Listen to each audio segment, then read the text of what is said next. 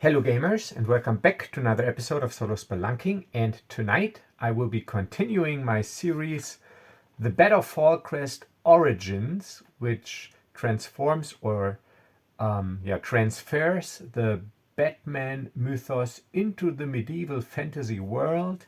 So this is The Bat of Fallcrest by night, and by day it is Brian Wayne, Master Blacksmith, and we're in the city of Fallcrest in the Nantir Vale, which is the 4th edition D&D setting. And this is the Origin series, meaning the first year of the Bat's activity in Fallcrest. And in the last episode, the Bat, he got wind of some strange happenings. Water supplies were poisoned, and the dead people, they were strangely deformed with white skin and green hair, and they had a grin on their face. So the Bat decided to investigate. And in the last episode, he encountered a strange looking fella in a purple flint suit, basically, this guy. And he had henchmen with him, and they were also messing around with the water supply of a tavern, probably poisoning it. And a combat ensued, and this guy, he escaped, and the Bat fought and subdued the henchman and took the potion into his utility belt for later analysis, and now is trying to find this mysterious laughing guy, the Jester. And I can't really remember if the Jester already introduced himself to the Bat, but never mind. But what I will do, so the first episode I played using Streamlined Superheroes, a streamlined system created by John Fredericks from the Sharpmountain Games channel. And he also came out with a new system, Sharpmountain Solo. It is pay what you want on DriveThruRPG. And it's a very streamlined 2d6 system that covers multiple genres. And I wanted to get it to the table, but I don't want to start yet another game. So I figured, okay, so the Bat of Fallcrest first episode featured Streamlined Superheroes by John. So the second episode and maybe the following episodes could feature Sharpmountain Solo.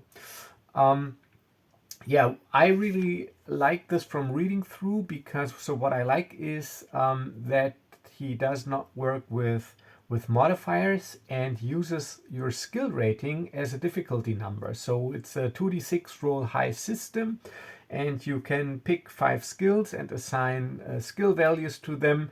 And the better your skill, the lower your number. And in order to be successful, you roll 2d6. And if you roll your skill number or higher, you succeed. If you're untrained, you have to hit an 8. And it's got the usual advantage-disadvantage mechanic. So for detailed overview, check out Magehammer's channel, and also the Tabletop Wanderer. He also features this system in his latest one-shot. So I'm going to use this now for the Bat of Fallcrest, and because it's nice and streamlined, I printed it out as a brochure to use on the table. So this is what we will be doing. And if I need any generative input or resources, I will be using my trusty Solo RPG framework and toolbox Fantasy, which you can now get in a nice print-on-demand version on Amazon. Just search for my name there. Okay, so let's start. So last episode, the Bat, he climbed up onto the rooftop of this tavern where he just subdued the henchman, and now he's trying to find a trace of the Jester. And Sharpmountain Solo also uses sort of like a skill challenge system for extended tasks, which means you need 2 out of 3 or 3 out of 5 successful rolls. I'm making it a little bit harder because the Jester, he's got elite, and first I had to get the potion, then I had to climb up the roof. Before that I had to also subdue the henchman.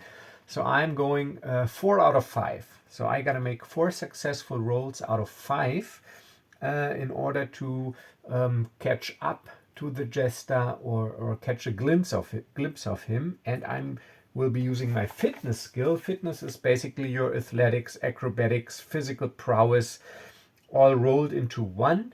So for me, jumping across the rooftops and doing this parkour style thingies, I will be using my fitness rating.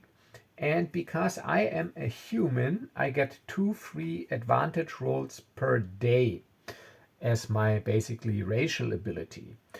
So I will see if I need them. So first roll, I need 4 out of 5.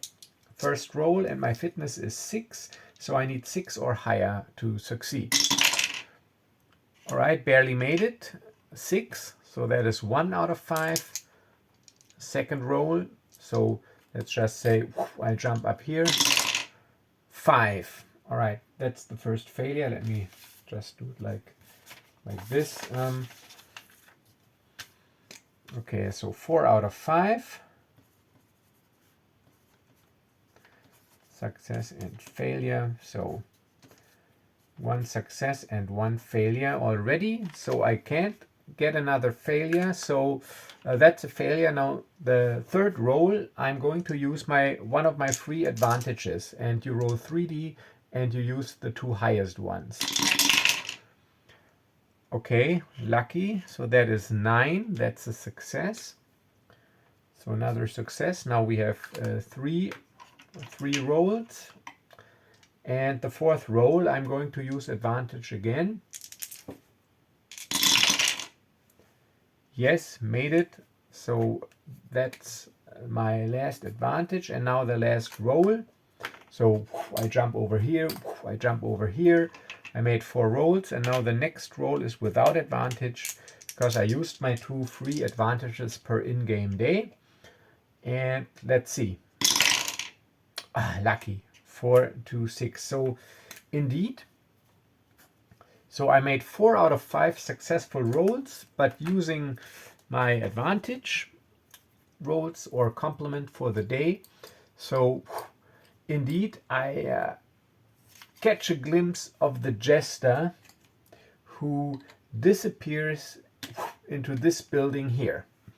So I catch a glimpse of him disappearing into this building, and let's see what kind of building this is.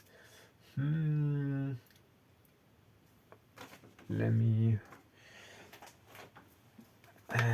me roll on the idea generator here to see if I can come up with something.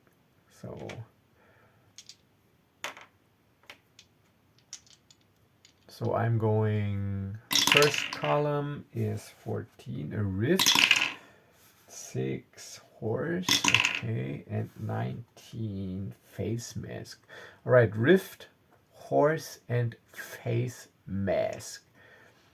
Okay, so the first thing that came into my mind when I just had horse, let's just say, to make it a little bit gruesome, this is a slaughterhouse. So this is a slaughterhouse where they slaughter animals and have them dry, and those slaughtered animals and cut open animals and gutted animals like pigs and cows and stuff, they're on like meat hooks on the wall. So it's a slaughterhouse and basically where they dry out the meat. But I don't know this yet because I haven't entered it yet. So I just catch a glimpse of the Jester entering this building. So I jump down from the roof and immediately follow into the building. So let's find a suitable map here for this slaughterhouse. Let's just say 47, 48. No, let's 43, 44. Okay.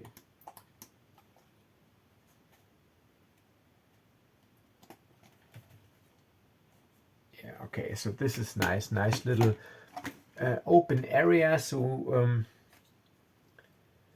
the Jester, he just entered, and the bat, he entered from here. So as soon as the bat enters the slaughterhouse, there's this distinctive smell of meat drying and stained blood that is soaked into the wood and everything. And there's this Jester guy standing in the middle of this slaughterhouse, and he goes, "Betsy, you're quick and fast.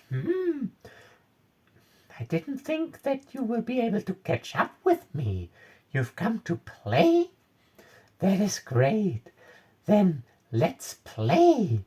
And the Jester, out of his suit pockets, gets out two knives or daggers, and assumes a combat stance. And and the bat, from where he's standing, let me get this down a little, just goes, "I'm not in the mood to play. I will just crush your every bone and punch out your teeth." "Ah, but why so serious? Try. I'm waiting for you." And that was the bat's cue. So it's I go, you go. The bat goes first, and he throws a batarang. So he takes out a batarang and throws it at the Jester. That is combat ranged, but he doesn't have combat range as a skill. So I need an 8, 2d6. And I need an 8. And if I'm successful, what I roll is also the damage. But let me get the stats for the Jester here real quick. So the Jester, he's also a major opponent, meaning he's got 20 HP. And he's got also close combat 5.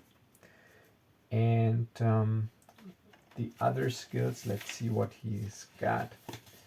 So for now it doesn't really matter. We just need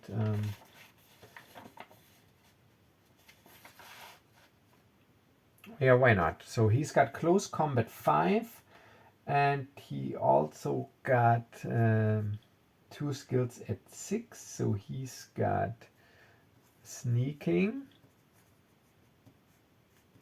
at 6, thievery at 6, because he needs to get into buildings and everything. But he's also smart, so he's got lore at 7, and one more, and that is personality, which also includes like intimidation, but also because his strange appearance. So he's got personality, lore, thievery, sneaking, and close combat.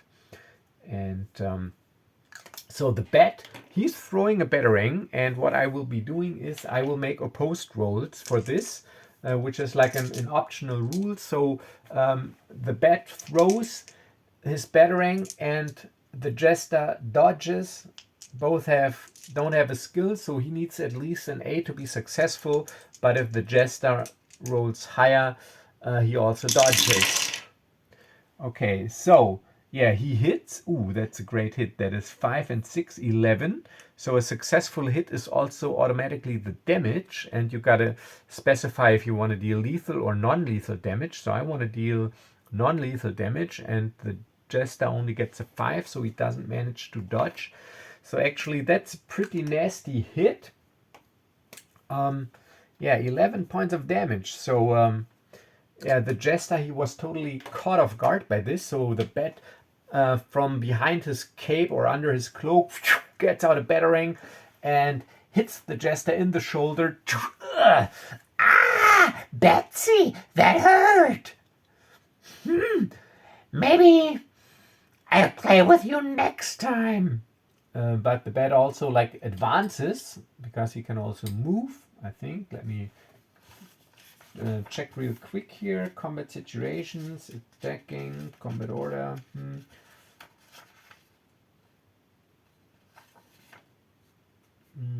Doesn't say. It is but there are rules here for retreating. Takes 1 round, no rolls necessary, but opponents get a parting shot. Okay, so I'm out of here. so the Jester wants to retreat. There's a back door here, and the Bat, he gets a parting shot. 9. Oh, okay. So he hits for 9, which would take the Jester out actually. So that's all right, because the Jester, he gets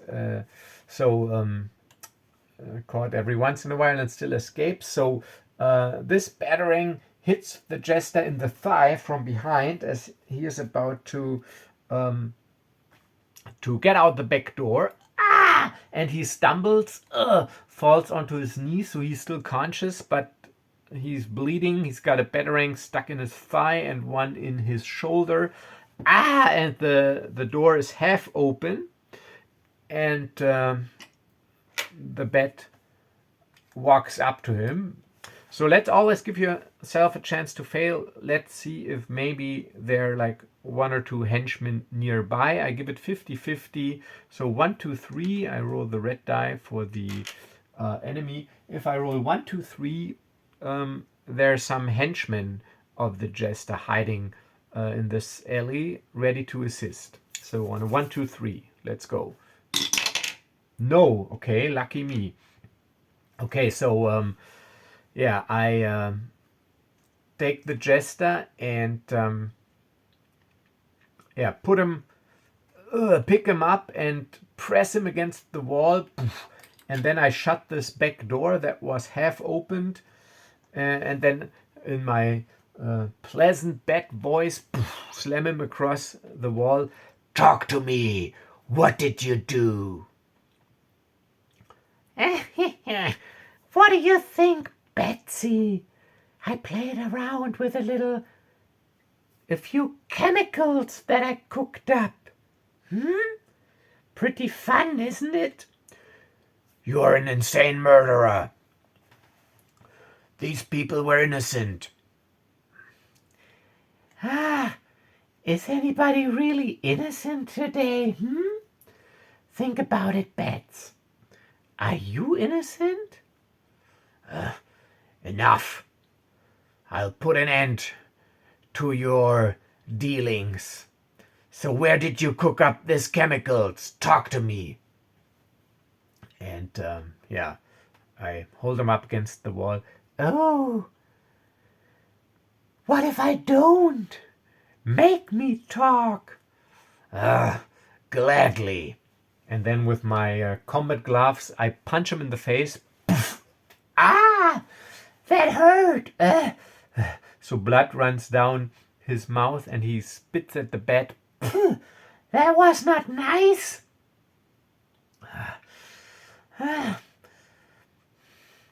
Think about it, Betsy. I like funny things. If you're so smart, you can figure it out. But I'm not talking. We'll see about that. And then I punch him in the stomach. That tickled. The Jester goes. All right then. So I punch him, or I knock him out now, and I throw him across my shoulders. Out of my utility belt, I get out some leather, not really rope, but long leather strings that I got there to bind people. So I bind his hands and I throw him over my shoulder, and I make my way towards the city watch, and I lean him against the guardhouse. Okay, don't really let's see.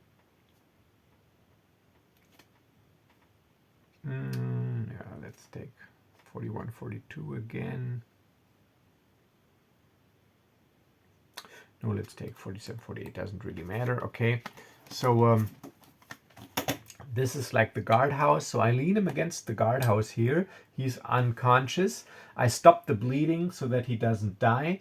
And so by ripping stuff out of his suit to apply a bandage to his wounds, of course I also took out my batarangs. And inside there's the city watch.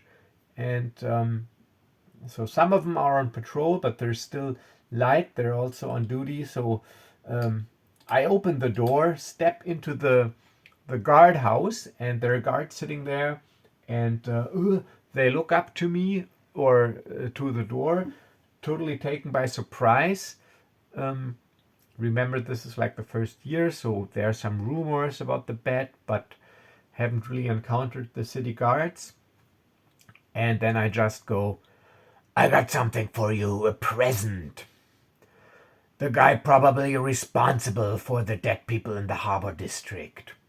I think he poisoned water supplies of taverns.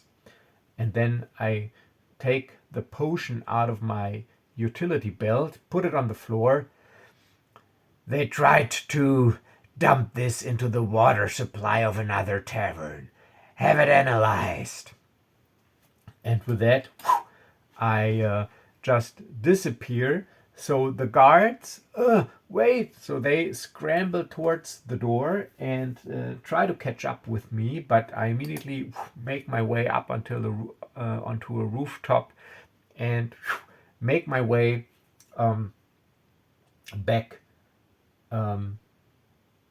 onto the rooftops. And I think I also was, let me check, I was wounded as well from this combat. I think I had taken some damage, but I think I was at, oh yeah, here, I think I was at, no, never mind. So oh yeah, here, bet, it says here, yeah. So I was at 9 hit points, I remember, because I got hit with a knife. So I'm a little bit wounded, and yeah. And I think for tonight, because I subdued the Jester, I make my way back to my tenant building. So let's get the map out. Fallcrest map.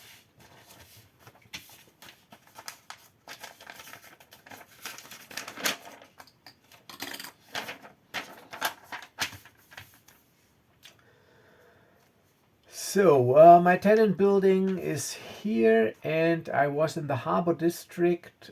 Guard houses there are several guard houses, 1 or 2 across the city because it's large. So I make my way back into the artisan district to my tenant building, but I'm going to make another roll to see if I maybe come upon some other event or crime on my nightly patrol. And on a 1 or 2, if I roll a 1 or 2 on a d6, there's something random happening here. 1 or 2.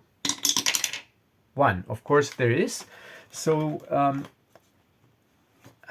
yeah, I could also go again to my framework, but I want to do something else here, because I also have here the Urban Adventure solo section from Scarlet Heroes. And there's a sample crime table here. So I'm just going to roll on that one to see what is going on. It's a D8 and a D6 to see what kind of crime Okay, so the D6 is 1, so that is a forced crime, and 3. Okay, so forced marriage doesn't really fit in this case. Let me re-roll the forced crime. 8 is sabotage. Okay, so sabotage. Okay, yeah.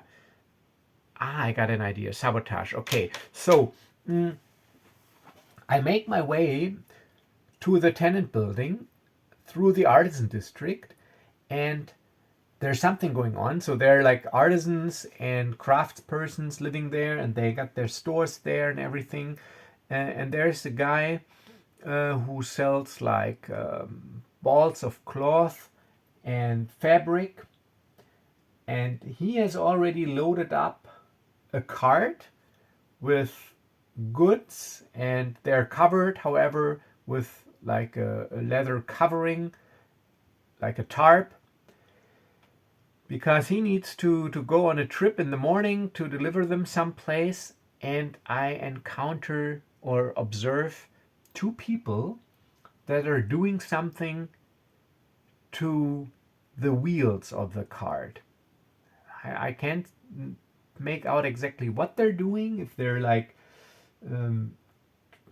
using a saw to sort of like saw them to that they break, or loosening some not screws, like these wooden stakes that you put into wood to make it stick to something, like, I don't know the English word, like when you have, like, for example, you mount an X blade to a handle and then you put something on top so that the handle slightly expands so that it sits tight. So this is how they're attach the wheels to the cart, but they're doing something. So they're doing something and it doesn't look good. So yeah, I sneak up to them. Let's make a sneak roll here. Marketing is 49 and 50. So let's just say this is the wagon. Down a little so that you can see. This is the wagon, and there are two fellas here doing stuff to the wagon, and I'm observing from this rooftop. Let me check the camera here real quick. Yes, so I make my way down, sneak up behind this fountain here. So this is like a smaller market square in the artisan district. Let me make a sneaking roll here, 2d6, and I gotta hit 6 or higher. 7, yes. So I sneak up a little bit closer, make my way around this fountain here, and to see what they're doing. And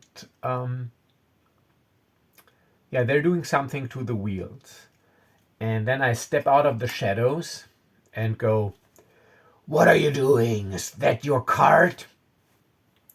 And they turn around, obviously caught by surprise. And now the bat can see that one of the guys, he's got a saw in his hand. So they were sawing the wheel, yeah, so that it breaks after a short while. And the other guy goes, "Ha! So you're real, huh? Dressing up as a bat, are you?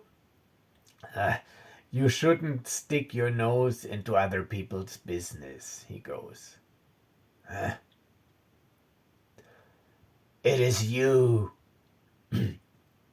who should stay out of other people's business." And with that, he just advances, and I want to do non-lethal damage, combat close, but I just realized that I'm actually wounded. So I think in Streamlined Superheroes you also start with 20 hit points, I guess. So let's just say I am indeed at 9 hit points. So let's just hope that this goes well. All right, and their henchmen, they have combat close 8, so no skill, and they have, let's see, henchmen here, we have some suggested stats for opponents. So henchmen, they got 5 HP and have 8 for their skills. Okay, so combat 8 and 5 HP each. Okay, so I will go first, and yeah, and I try to hit this guy, and my combat rating is 5. Lucky, so 5 and 2 is 7, so I am successful and deal 7 damage. So yeah, a quick step forward and poof, a quick punch kick combination, non-lethal damage. This guy's just knocked out. Nothing really serious like breaking bones or crushing throats. Just knocking him out, and this guy goes and advances, and now he attacks. But that's only 6. He needs an 8. So I easily block and counter attack. Oh, but 5. Oh yeah, that is successful because my rating is 5. It's like so on the spot 5. That also means only 5 points of damage, but that is enough because they're only henchmen. So I hit this guy, knock this guy out, and then I take a look at the wheel, and it is seriously weakened by the sawing action. So yeah, I assume that, or I know because in my daily life I am the master blacksmith, so I know some of the artisans in my district, so I actually know this guy. So for dramatic purposes, I make my way into this guy's bedroom. He's asleep with his wife through the window, and then I wake him by saying, "Good evening," in a loud tone. And the guy, he wakes up in his bed and stares at the bed. Stay calm.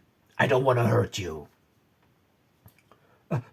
What do you want? I heard of you. You are the bat, right? Yes. I just want to inform you. You gotta change the wheel on your card. I just knocked out 2 guys there in the alley. They tried to sabotage your card. I don't know, maybe you should have a word with some of your competitors and alert the city guards so that they can take them away. Have a pleasant night. And with that, I make my way out of the window, jump down to street level, and make my way into a dark alleyway, up to the roofs, and into my tenant building. And this is where we will end this episode. So I gotta admit, it was totally unexpected that I already subdued the Jester, but it's not over. You know, the Jester, he likes to escape, and I still have to find his base of operations to take it out, to destroy his supplies of chemicals, and maybe subdue all his henchmen. So that is just a minor success in the grand scheme of things. Yeah, so I hope you liked this episode. Check out Sharpmountain Solo, a quick, streamlined 2d6 game. And as always, I thank you for watching. Thank you for your support. Oh, and don't forget to like, subscribe, comment, and do all this YouTube stuff. And please do subscribe because I'm almost at 2,000 subscribers. And I want to get to 2,000 subscribers by the end of the year. So that would be great, and it costs you nothing. It makes me happy. So until next episode, have a nice remaining weekend, and as always, stay safe, stay healthy. Bye bye.